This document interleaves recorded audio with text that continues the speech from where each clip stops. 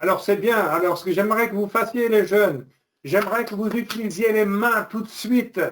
Et donc, par conséquent, un petit instant, je vais mettre ça. Ah, ça, je vais mettre en bas. C'est bien, c'est bien. Voilà. Je vais tirer jusque-là. OK, avec les mains. Alors, moi, je vais dire les mots et vous allez faire les gestes avec les mains. D'accord? Hein? Donc, soyez actifs. On y va. Je. Qu'est-ce que c'est je? Oui, c'est ça, je. Et qu'est-ce que c'est que, ben, qu'est-ce que c'est que tu? Tu. Oui, avec les mains, hein. Tu, très bien. Et puis il, qu'est-ce que c'est il? Très bien, il, on parle de ce garçon ici, par exemple. Qu'est-ce que c'est elle? Avec les mains, elle. Oui, elle, comme cette femme ici. Elle. Et puis vous. Quel est le geste qui correspond à vous? Voilà, vous, avec respect quand on parle avec quelqu'un. Tu, c'est, hey, tu, Jim, tu, Bill, tu, Mike, mais vous, Mr. Nesbitt, hein, vous, Monsieur, Madame Dubois ou qui que ce soit, hein, d'accord? Donc, tu, c'est familier, vous, c'est respectueux, c'est plus formel. Alors, encore avec les mains, encore avec les mains. Qu'est-ce que c'est habiter? Montrez-moi habiter. Oui, c'est ça, habiter, par exemple. J'habite dans une maison, j'habite dans un appartement, très bien. Et ça, qu'est-ce que c'est? Oh, excusez-moi, c'est l'inverse. Moi, je vais dire faire, faire, j'ai dit faire. Qu'est-ce que c'est le geste qui correspond à faire avec les mains? Oui, faire, c'est ça, comme je fais le petit déjeuner. Ensuite, écouter, avec les mains, écouter. Qu'est-ce que c'est écouter? Ah bien, c'est ça. Écouter, j'écoute de la musique classique, par exemple. Ensuite, laver, avec les mains, laver. Qu'est-ce que c'est laver? Oui, laver, je lave la vaisselle, je lave n'importe quoi, je lave le linge, par exemple. Ensuite, dire, avec les mains, dire. Ah bien, dire, bonjour, hein, dire. Ensuite, qu'est-ce que c'est préparer? Quel est le geste qui correspond à préparer? Très bien, préparer. Ma femme, Madame Nesbitt, elle prépare le dîner. Elle fait un travail super dans la cuisine. Ensuite, qu'est-ce que c'est que manger? Quel est le geste qui correspond à manger? Manger. Ouais, manger, c'est ça. Et puis, je mange un sandwich pour le déjeuner, par exemple. Et puis, aimer, aimer. Aimer, c'est ça. J'aime le baseball, j'aime le français, hein, j'aime parler français. Ensuite, qu'est-ce qu'il y a après? Aimer, manger. Ah oui, qu'est-ce que c'est regarder avec les mains, avec le corps? Regarder. Oui, regarder, je regarde la télé, c'est ça. Ensuite, après regarder, mettre. Quel est le verbe mettre avec les mains? Mettre. Oui, mettre, je mets la table, je mets mon portefeuille, qu'est-ce que c'est que ça? Mon téléphone portable sur la table. Hein, je mets le téléphone portable sur la table. Ensuite, qu'est-ce que c'est prendre avec les mains? Prendre. Très bien, prendre. Je prends mon portefeuille. Je mets le portefeuille de nouveau sur la table. C'est ça. OK, ça, c'était pas trop mauvais. Maintenant, on va le faire plus rapidement. Hein, d'accord? Même chose, mais je vais mélanger l'ordre des mots. Alors, j'aimerais que vous utilisiez les mains encore. Montrez-moi le geste qui correspond à faire. Qu'est-ce que c'est? Faire. Oui, faire, très bien. Regarder. Qu'est-ce que c'est? Regarder. Oui, regardez, c'est ça. Avant moi, hein. Faites le geste avant moi. Habiter. Qu'est-ce que c'est habiter? Très bien, habiter. Manger. Manger. C'est ça. Dire. Dire. Ouais, dire. Prendre. Qu'est-ce que c'est prendre? Oui, prendre. Et puis, laver. Qu'est-ce que c'est laver? Très bien, laver. Écouter. Écouter. Aimer. Aimer, c'est ça. C'est bon, ça suffit. Maintenant, on va faire l'inverse.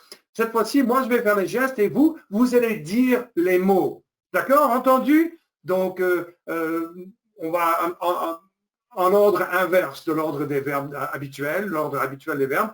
Et donc, qu'est-ce que c'est que ça? Dites-moi le mot. Qu'est-ce que c'est? Oui, prendre, prendre, très bien. Et ça, qu'est-ce que c'est? Oui, c'est mettre, très bien, mettre. Ça! Regardez, c'est bien. Et puis, Aimer, voilà. Manger, c'est bien. Et puis ça, qu'est-ce que c'est? Oui, c'est préparer, préparer. Dites, dites. Oui, dites. Dire, c'est dire, très bien. Et puis ça, qu'est-ce que c'est? Voilà, laver, écouter. Qu'est-ce que c'est? Dites. Faire, et puis habiter. Maintenant, on va mélanger les mots, mélanger l'ordre des verbes, et nous irons plus rapidement. On va accélérer les choses. Donc, vous êtes prêts? Ça, qu'est-ce que c'est? Laver, ça. Mettre, et ça. Prendre, et puis ça. Regarder, habiter, écouter, manger, aimer, faire, laver, dire, c'est pas trop mal, ce n'est pas trop mal, très bien. Alors, maintenant, ce que nous allons faire, what have you learned as far as grammar and structure of the language up to this point?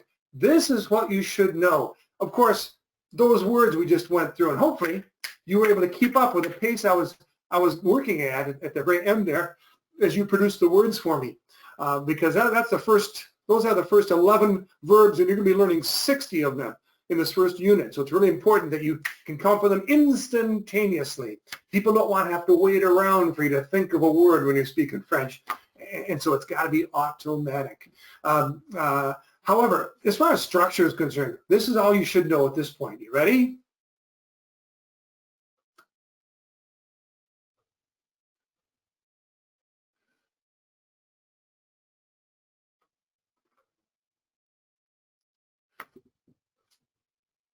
Okay, if you can do those things with those words that we just used, plus a few nouns that you've learned, like la musique, le repas, la maison, la campagne, la ville.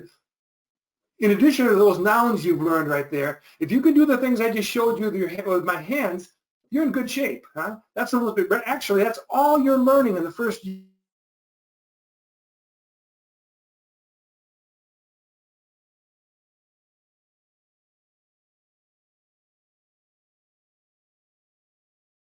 Avoid explaining too much in English right now. I'm going to form a statement with my hands. I want you to say it. For example, you ready? Say that. Hopefully you just said je prends. I'm going to change it a little bit now because je is not a good choice to verb to subject to use. Let's try again.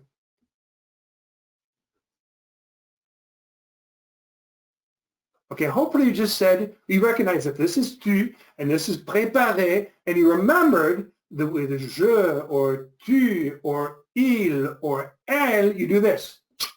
You chop, I'm explaining, but it's okay. You chop off the last syllable, the final sounds of the verb in the original way in which you learn that verb. It's called préparer, right? Well, get rid of the et at the end. And you say, tu préparer, tu prépares, okay? So that's how you form a statement, as you know, and we'll practice a few of those. Now, to make a sentence negative, you've learned this. Let's see if you remember what those gestures mean. Here we go. We're going to make that statement negative. I want you to say what you see me doing with my hands.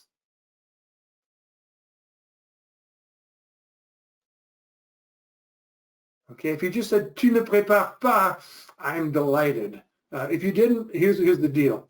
This is who's doing the action, talking to you. Tu. Now we want to make this action negative, meaning you don't do it. So tu, before the verb, before the action, this action here, we're going to put ne. Then we're going to take the action, préparer. I'm going to chop that last sound off, prépare. And we finish it off with, on the other side of the action or the verb, pas. Tu ne prépares pas. If you just say tu ne prépares, that's not negative. That's not nothing. That doesn't mean anything. If you just say tu prépares pas, really, that's not negative either. Although French people, by the way, when they speak really quickly, will swallow that ne. You almost can't hear it. It's not really good French, but that's the way people talk on the streets. Like, tu prépares pas le... The ne gets kind of swallowed, but don't you swallow. It's too early for you to be for you to be cutting corners. So, tu ne prépares pas. Okay? Now, what did this mean? Well, this is how you form this is one of the ways you form a question, isn't it? So what would this statement be?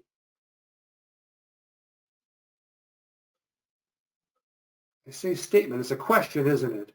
Right. That was, est-ce que tu prépares? Est-ce que tu prépares? Well, it's missing something. Let's throw in the noun, le dîner. Est-ce que tu prépares le dîner? I just ask you if you prepare dinner. Est-ce que allowed me to form a question, and then we come up with the rest of the information in the question. Est-ce que tu prépares le dîner? And there's a second way to form a question, isn't there? So we're going to take tu and prépare, and to form a second type of question, we'll do this. We'll reverse the order of the action and the one doing the action, the verb and the subject, and we'll say, prépares-tu le dîner? And that has exactly the same value as est-ce que tu prépares le dîner? Prépares-tu le dîner? Both are valid ways of saying, do you prepare dinner? Okay? By the way, did you know there really are more than two ways in French to ask a question? There are four ways that I can think of anyway. One is with est-ce que, one is reversing the subject and the verb. A third is with the expression n'est-ce pas, which you just stick at the end of your statement. Tu ne prépares pas le dîner. Or let's make it easier. I'll make it affirmative, not negative. Tu prépares le dîner, and I add on the statement, n'est-ce pas. See it? N'est-ce pas. Tu prépares le dîner, n'est-ce pas? During this time of isolation, somewhat confinement, I'm doing a lot of reading to my wife. And one of the books that I just finished reading to her was Anne of Green Gables. And have you ever read that book? I'm guessing you might have. And Anne, when she was a little girl, what did she always do at the end of her statements? She would talk and talk and talk and talk. And she'd suddenly turn to Marilla and she'd say, don't you think? She would add a little question at the end called an end question. Don't you think? Or isn't that right? Well, that's what n'est-ce pas is. All right, it's called an end question. Tu prépares le dîner, n'est-ce pas? Okay. There's a fourth way to form a question. I almost don't want to tell you because it's so lazy, but it can be done. It's an informal question. You can just say the statement that you usually say, tu prépares le dîner, and raise your voice at the end. Now, that's the way people talk. That's not the way you write. That's not informal writing what you would write. You would always use inversion. It's reversing the subject and the verb. Or you do the est-ce que. You wouldn't say, tu prépares le dîner?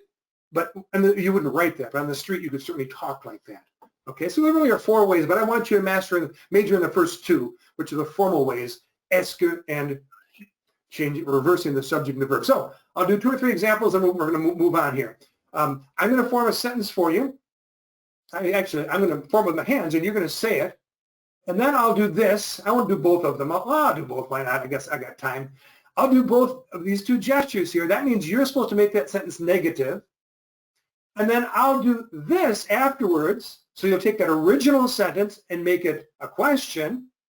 And then I'll do this, and you'll make that original sentence a question using inversion. Okay? So here we go. Alors, je vais réfléchir un tout petit peu. Over here. Talking about this kid right here. Yeah. That's not a good one. Let me change it. Let me go back. I could do that, but let me make it simpler for you. OK. Tu manges, c'est ça. Tu manges. Très bien.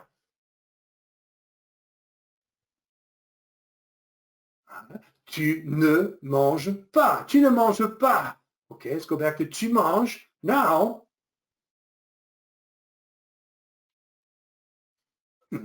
est-ce que tu manges? Something. Et puis, manges-tu?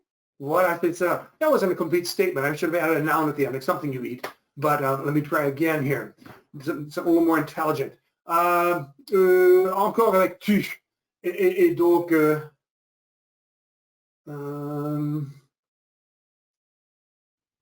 that's de la musique. OK? Make that statement. Voilà. Tu écoutes de la musique. Très bien.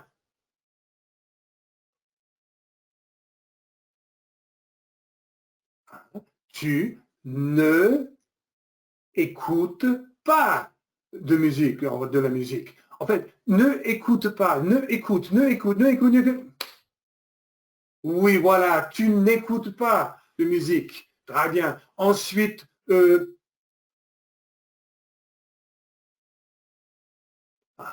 est-ce que tu écoutes de la musique? Est-ce que tu écoutes de la musique?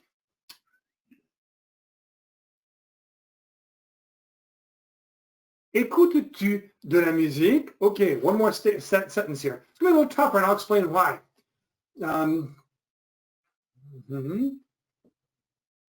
La télé, hein? La télé, okay? Okay, hopefully you said, il regarde la télé. Il regarde la télé. Let's do the question first instead of the negative statement.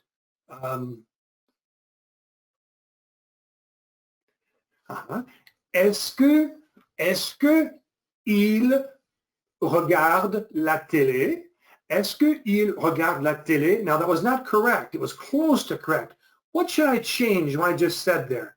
If I was speaking faster, how would I change that statement? Est-ce qu'il regarde la télé? Yeah, some of you caught it. Remember this? When a word, a two-letter word,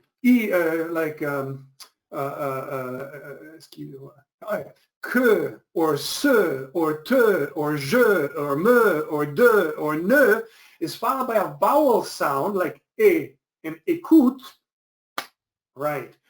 It wasn't écoute, was it? It's il. Est-ce que il becomes est-ce qu'il écoute, est-ce qu'il regarde la télé? OK? Maintenant, il regarde la télé. Il regarde la télé. Make it a question with inversion. Regarde-il la télé? But if you listen to the lessons carefully, you'll hear a little sound. This is why I wasn't using il earlier. I was using tu over and over again. But now we may as well deal with the matter. You'll hear a little sound slip in there between regarde and il. Listen how I really say it. Regarde-t-il la télé? What sound did you hear that you maybe didn't anticipate you'd hear, didn't think you'd hear? Regarde-t-il la télé? Yeah, it's a little T sound, T, in between regarde and il. Regarde-il. When that second word il starts with a vowel, to make the two of them flow together more smoothly, the French don't say regarde-il, which is rather awkward to say, regarde-il, but they add a little t sound before a pronoun like il or elle that starts with a vowel sound. They say regarde-t-il. Regarde-t-il la télé? Regarde-t-elle la télé? So the little t in there is to make the two words flow more smoothly together. We're not going to focus on that right now, but that's something which maybe you'll remember when you hear that t sound that I say in my answers and my statements, and you're wondering, why is that there? Where'd that come from? Okay, c'est bien. Alors, je crois que there's one more thing I do want to mention about this whole grammar subject, grammatical subjects. Notice what subject I did not use in my statements. I used tu, I used il, I just used elle. I didn't use vous, did I? I could have though. So let's do one. You ready? Okay, I'm gonna form a statement with my hands, and I want you to say it. Let me think. Okay. Don't forget the A sound with vous. Oui, vous lavez le linge. Okay, let's make it a question first. Lavez-vous le linge? Notice I didn't put a little t in between here. Why? Because vous doesn't start with vous, does not sound with a vowel sound, does it? Like il and elle. The mouth is closed. So it's not a vowel sound. So it's lavez-vous le linge. Okay? Let's try with a question. Yeah, let's try with this kind of question. Go ahead.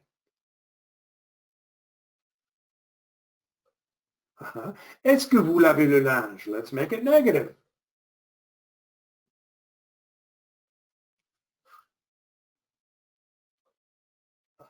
Vous ne lavez pas le linge. So now I've covered all the bases. I've asked questions, I've formed statements, made negative statements with you, formed questions using il, elle, tu, and vous. Which one didn't I use? Yeah, I didn't use je, did I? There's a reason for that. It's because je is fine for like Je quoi? Okay. Je mange des frites. I eat French fries, which I happen to love. Je mange des frites. Okay.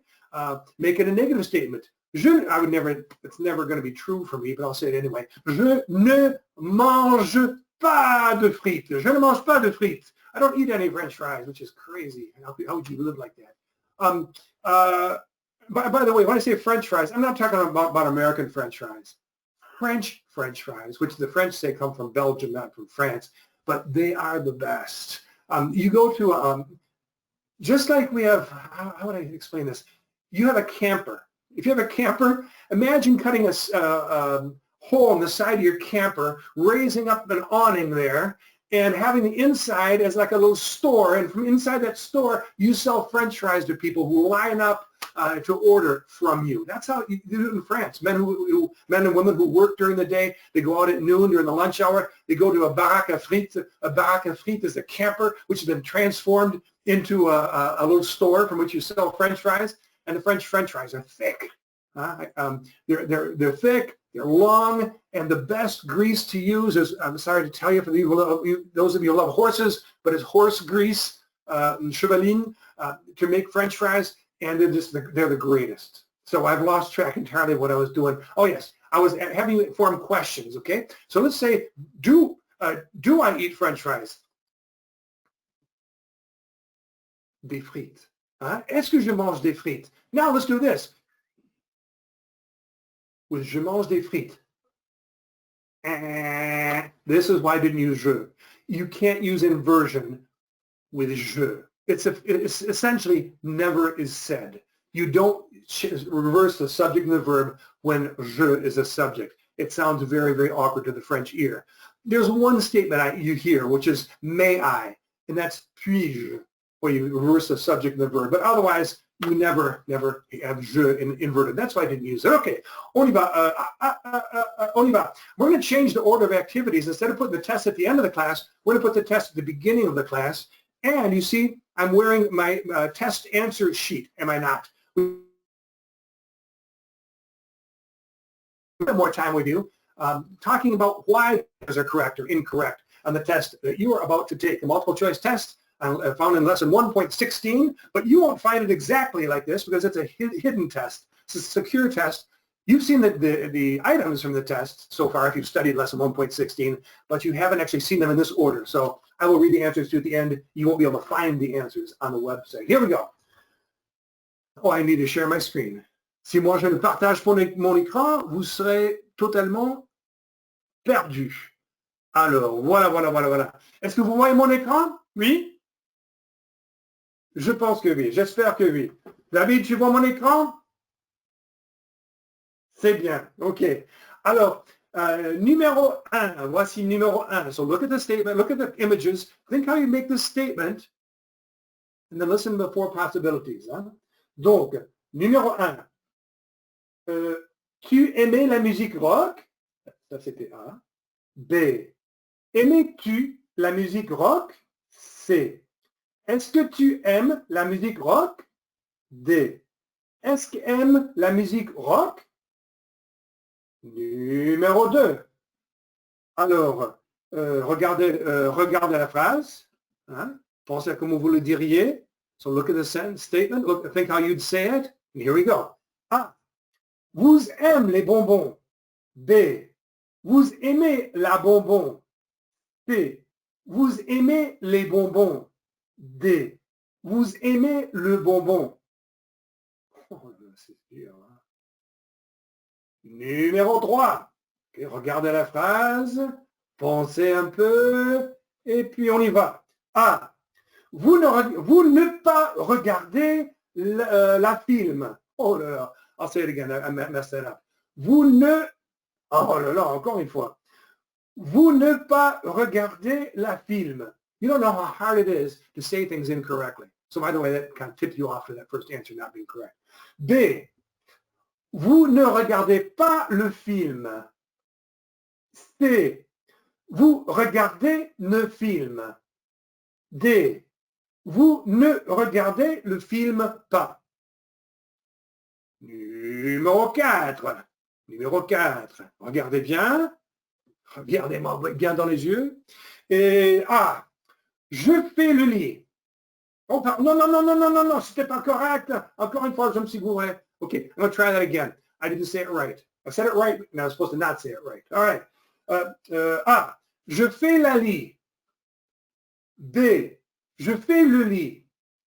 C, je fais la lit. D, je faire la lit.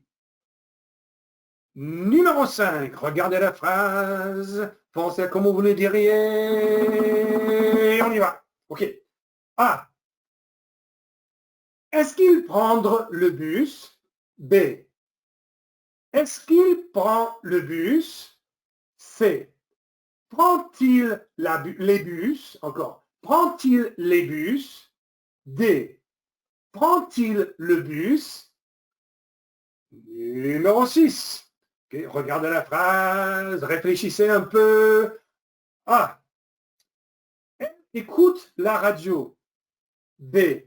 Il écoute la radio. C. Elle écoutait la radio. D. Elle écoute le radio. Numéro 7. Regardez la phrase, réfléchissez un peu et c'est parti. Vous n'aimez pas les légumes. B. Vous n'aimez pas les légumes. C. Vous n'aimez pas la légume. D. Tu n'aimes pas le légume. Voilà, voilà, voilà. Numéro 8. Numéro 8. Regardez la phrase. Elle est longue, celle-là. 5 images. Oh là là là là. By the way, oh la la, huh? It's not really ooh la la. You hear that sometimes English people imitating that statement right there. It's oh la la, and they take their hand and they shake it like this when they say oh la la la la, kind of like your fingers are hot or something. Oh la la, which is like oh man alive. Okay? Oh la la. Ensuite, numéro 8, vous mettez la crayon sur la chaise. Encore A. Vous mettez la crayon sur la chaise. B. Vous mettez les crayons sur la chaise. C. Vous mettez le crayon sur la chaise. D. Vous mettez le crayon sur la chaise. But 3 of those times you thought to yourself, you said the same thing 3 times. I did it. We'll talk about that. Numéro 9. Numéro 9. Regardez la phrase, réfléchissez un peu, et puis A. Est-ce que tu fais les devoirs? B. Est-ce que tu fais la devoir? C. Faire-tu le devoir? D. Est-ce que tu fais les devoirs? Numéro 10. Numéro 10. Regardez bien. Et puis A. Tu prenais la bus. B. Tu prends le bus. C. Tu prendre le bus. D. Vous prend les bus. Numéro 11. Numéro 11. Un joli poisson. Alors, A. Tu mangeais le poisson. B. Tu manges la poisson. C. Tu manges les poissons. D. Tu manges le poisson. Man, there was a little difference among those, wasn't there? But there was a difference. Numéro 12. A.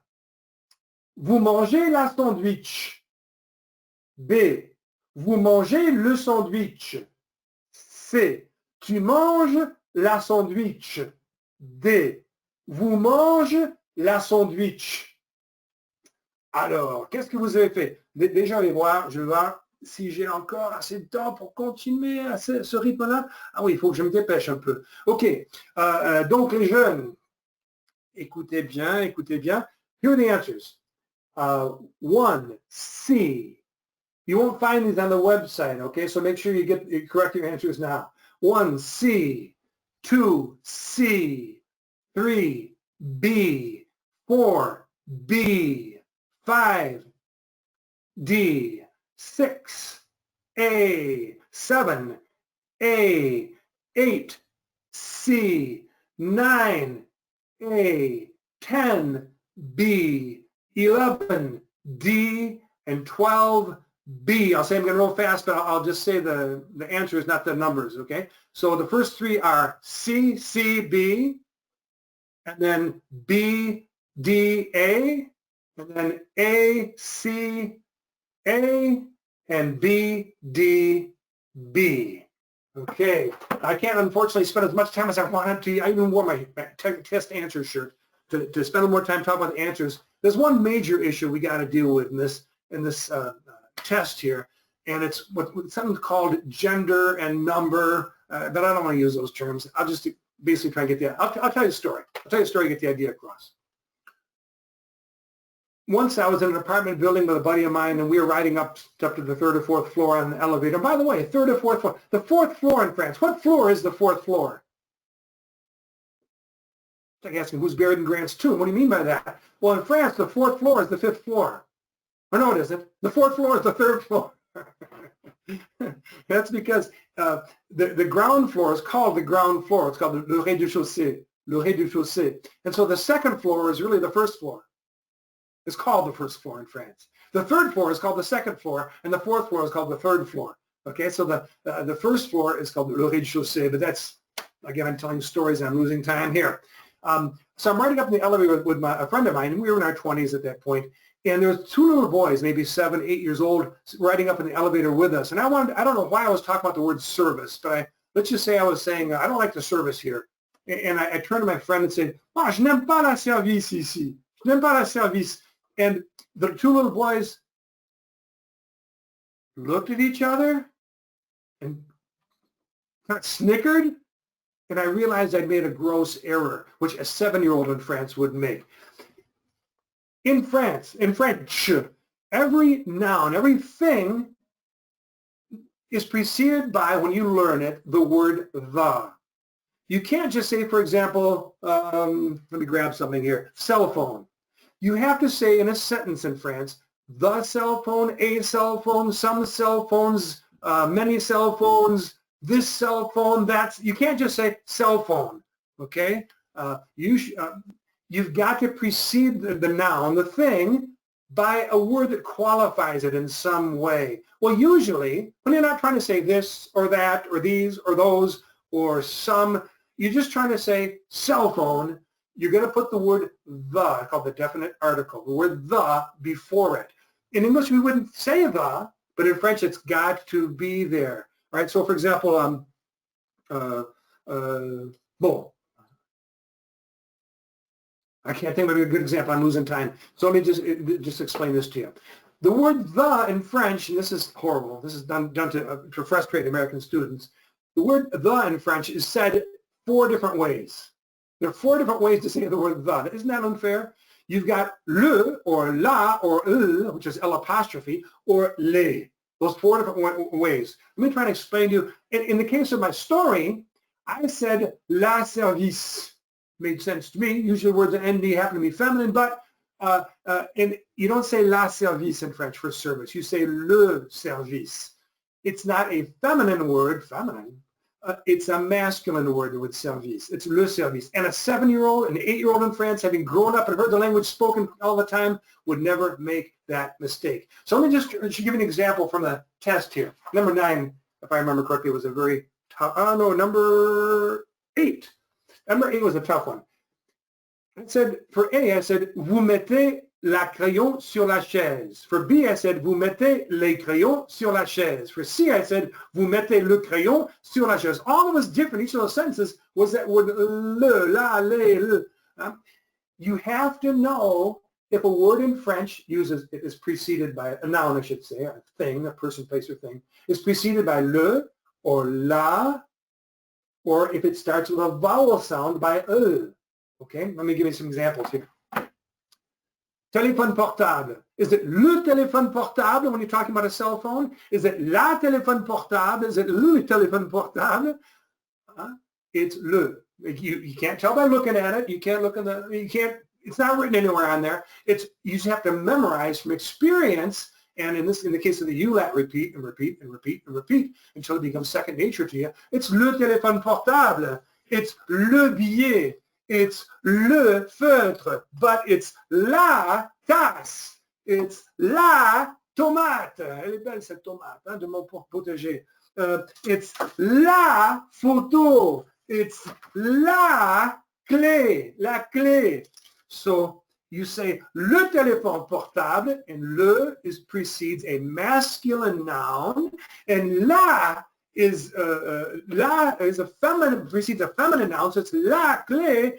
How can you tell this is feminine, this is masculine? Is this like a guy and this is like a girl? No, it's got nothing to do with gender, male or female.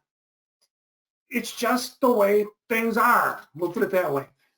And so you have to memorize. When you learn a noun in French, you learn the vocabulary. Don't just say téléphone. Don't just say maison. Always say la maison. Don't just say what's it now? Repas, c'est le repas. All right? Because you have to know if a word is masculine or feminine. So in that example I gave you, I said, vous mettez la crayon sur la chaise. If the little boys in the elevator heard that, they were giggled in hearing that statement, because it's not la crayon. I don't happen to have a crayon here, but crayon is a pencil. It's le crayon, and it makes a difference to the French people that you speak their language accurately. And so you have to learn, is it le crayon or la crayon? Now, les crayon is not too tough. I don't have any crayon, but here's some stylo. Le stylo, les stylos. Whenever you have a plural in French, the word the that precedes that noun, that thing, is going to be les. Whether it's masculine, a masculine word, a feminine word, a masculine noun. If I had more than one cup here, I would say it's one cup is la tasse. 2 cups is les tasses, okay? You'll take a stylo. One stylo is le stylo. So la tasse, more than one, les tasses. Le stylo, les stylos. So the word les, whether the word is masculine or feminine, doesn't change. It's the singular when there's only one, like la tasse and le stylo, that you have to know, is it le or la? Is it masculine or feminine? And last of all, I said there's this l also. Before a vowel sound, we just put an L apostrophe in French, such as, I know I have one here somewhere. Ah oui, argent.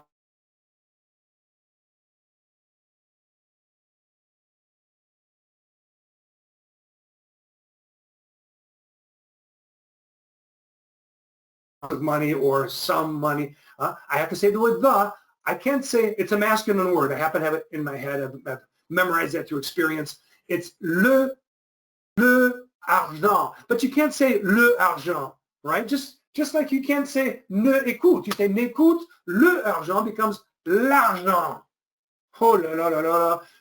Je rentre dans les détails, n'est-ce pas? This is pretty tough, and I'm sharing with you here. It's a lot of grammar, and I probably have overwhelmed you. I'm sorry. Let's do something a little more fun right now. On va faire quelque chose de plus marrant.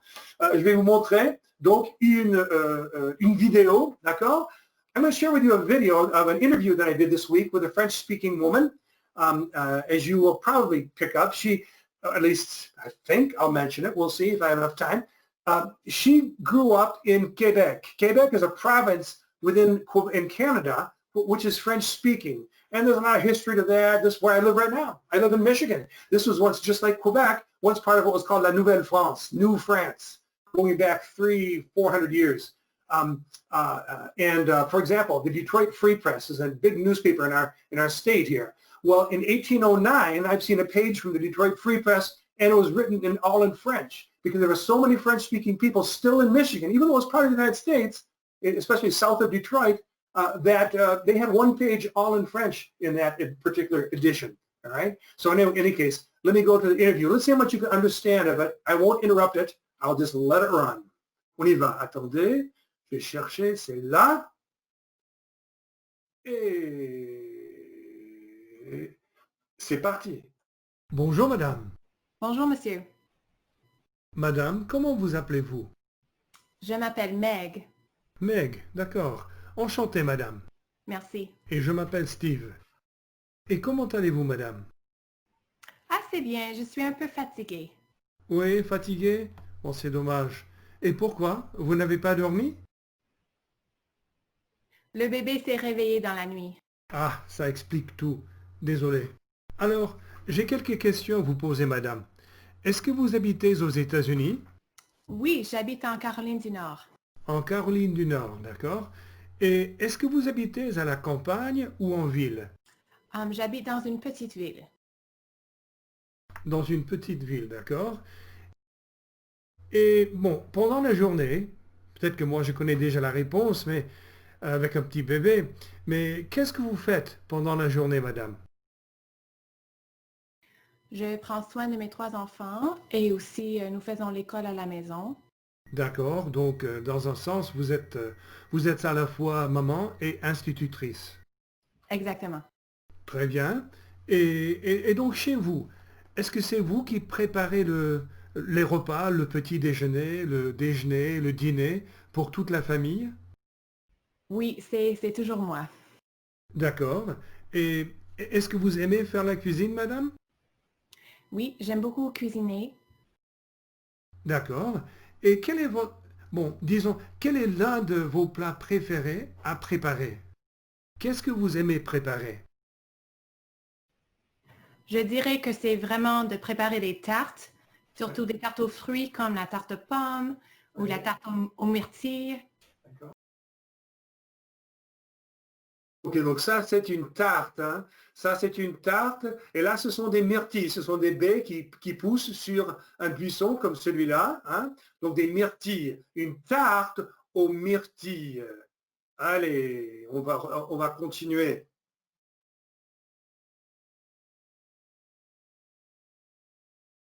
Ah, c'est bien. Et vous avez un pommier dans votre propriété quelque part?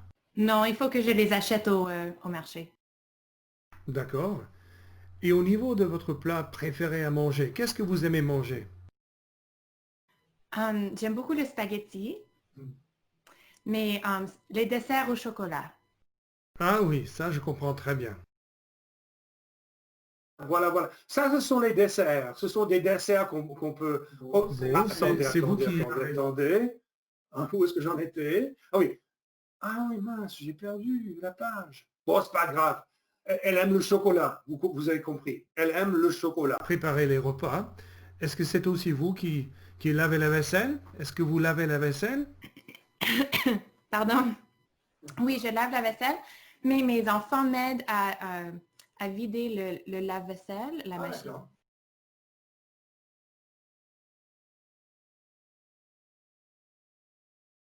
Donc, et est-ce que vous mettez la table aussi?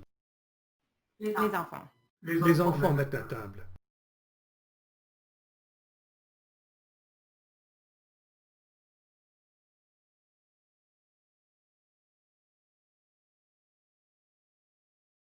Monsieur Nesbitt, you're on mute right now. Oui. Donc là, elle a dit que les enfants, ces enfants, hein, ils mettent la table. Ils mettent la table. Allez, on continue.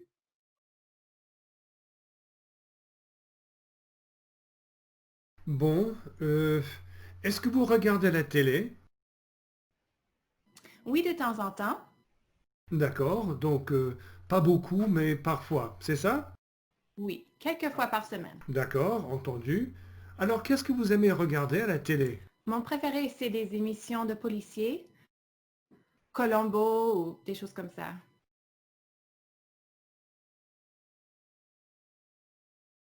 Ce sont des policiers. Très bien. Des policiers. Et en ce qui concerne la radio, est-ce que vous écoutez la radio?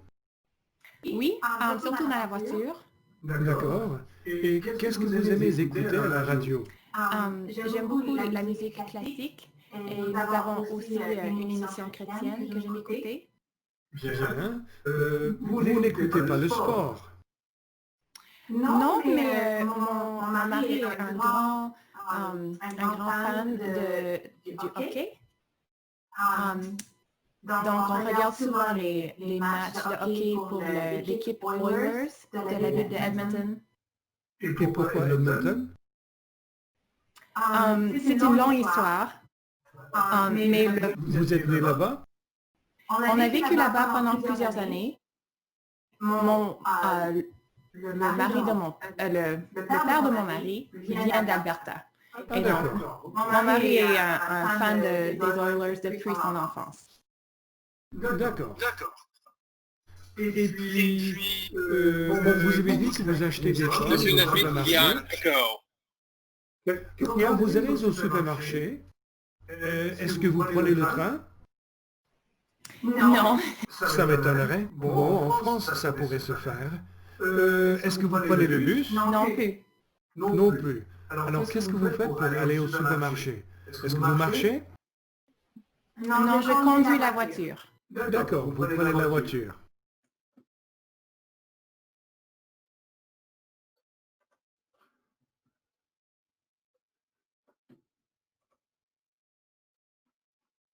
D'accord.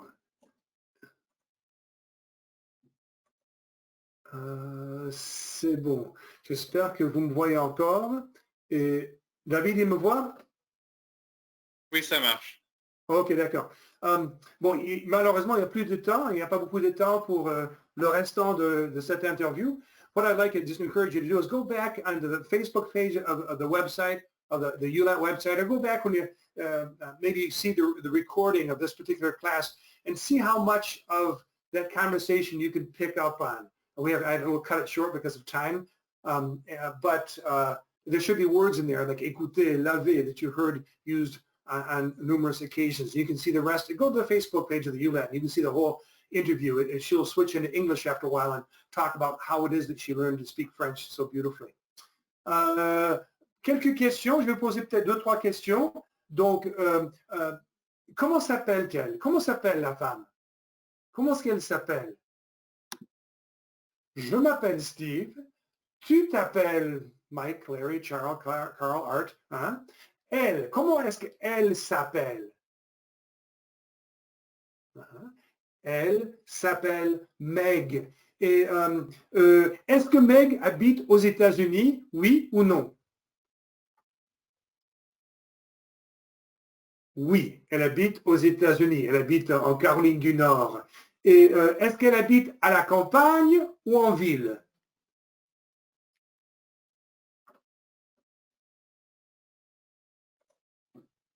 Oui, en fait, elle habite dans une petite ville, c'est ce qu'elle a dit, dans une ville, en ville. Et puis, qu'est-ce qu'elle fait? Alors ça, c'est plus difficile. Je vais me passer de vous poser cette question parce que la réponse est au-delà de votre portée. Mais est-ce qu'elle prépare les repas, le petit déjeuner, le dîner, ou est-ce qu'elle ne prépare pas les repas?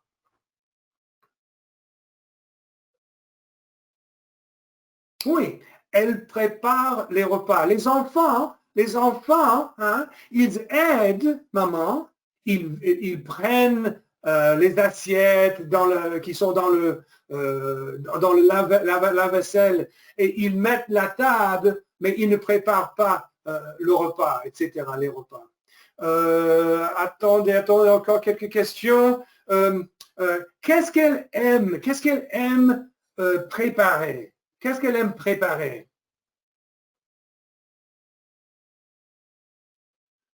Oui, elle aime préparer des tartes hein, aux myrtilles, blueberries. By the way, she asked me before the interview, how should I say blueberries? Should I say myrtilles or bleuets?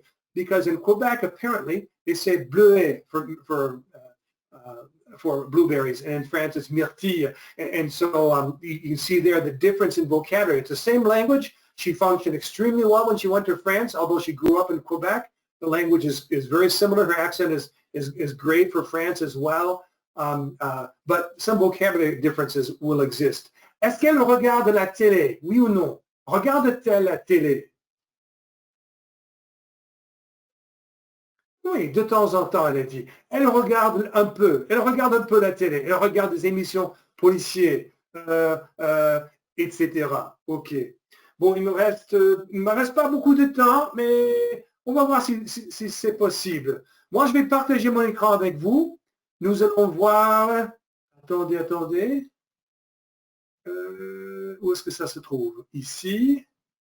Et là. OK. So hopefully you see my screen now. I'm going to show you a screen on which this is at the end of lesson 1 point, I think it's 15, where you can give a short talk on yourself using these images to guide you through your talk. Theoretically, with the vocabulary and the grammar you know, you should be able to talk about yourself for maybe 60 seconds, maybe a little longer. See, the different levels of communication when you go to live in another country. The easiest way to talk is to say, oui, no, just yes and no. The second easiest level is just a single sentence. As you go up the scale for the harder, the degree of difficulty of things you have to do as far as communication is concerned, the hardest is when you have to give an extended talk. Every year, I coached a sports club in France, and I would have to give a talk at their annual meeting. In France, you have what's called an Assemblée Générale, where you have a meeting of all the parents of the players and all the players, and you have to give a talk of some kind. And I have to speak an extended period of time, like half an hour. In French. That's the toughest kind of thing. So I wanted to get you accustomed to speaking at length about yourself. Let me first give a talk on the basis of these pictures here about myself. Then I'll give you about a minute to do the same about yourself or yourselves. So here we go. Just listen as I talk about myself. Je m'appelle Steve. Hein? Bonjour, je m'appelle Steve. J'ai 66 ans, 10, 20, 30, 40, 56, 60 plutôt, 6. 66 ans, oh là là là. J'habite dans une maison, je n'habite pas dans un appartement, j'habite en ville, je n'habite pas en ville, j'habite à la campagne, j'habite aux États-Unis, je n'habite pas au Mexique, ni en France non plus. Je fais le lit comme un brave mari, je fais le lit, je fais le petit déjeuner, je fais le déjeuner. Je ne prépare pas le dîner. Ma femme, elle prépare le dîner. Je lave la vaisselle parfois, mais surtout ma femme lave la vaisselle. Je lave le linge et j'écoute la radio, j'écoute le baseball à la radio. Je regarde un peu la télé, je regarde des films à la télé. Je ne fais pas de devoirs, mais je fais le Ulat. Hein, je fais des leçons du Ulat. J'aime le baseball et le sport. J'aime la musique classique, j'aime la musique rock aussi, j'aime les animaux, j'aime beaucoup les animaux, hein, et j'aime manger. Hein. J'aime les frites, je vous ai parlé des frites, hein. J'aime les frites, j'aime les crêpes, j'aime les cuisses de grenouille et tout ça. Ensuite, quand je vais je ne prends pas le bus, je ne prends pas le train, je prends la voiture. So that was me talking for about over a minute about myself based on these pictures. Let's see if you can do the same. See how much, and you don't have to go in this order, but skip around and see how many things you can say already about yourself. So you're going to start off with a je, and then you're going to chop that verb and finish the sentence with the additional nouns that you know. Go, look at these pictures, see what you can do. Allez-y.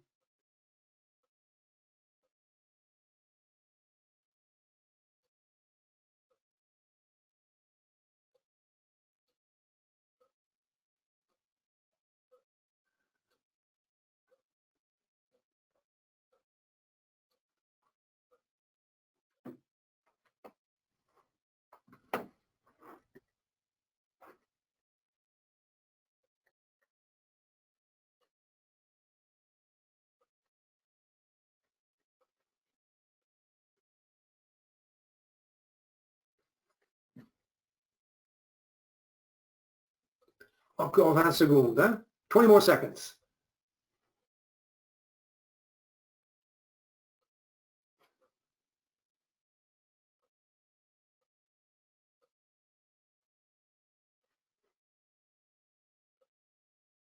Okay, c'est bien. So hopefully you said certain things you probably couldn't say at this point, but je m'appelle, hein? Je m'appelle Steve, je m'appelle Brigitte, etc. Hein? This is what you couldn't say. You don't know numbers. We haven't been focusing on numbers whatsoever. Why haven't I?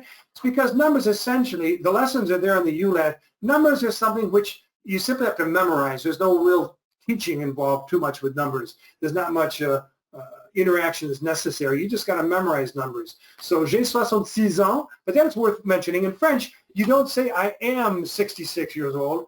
Hopefully you guys don't have to say that at all right now.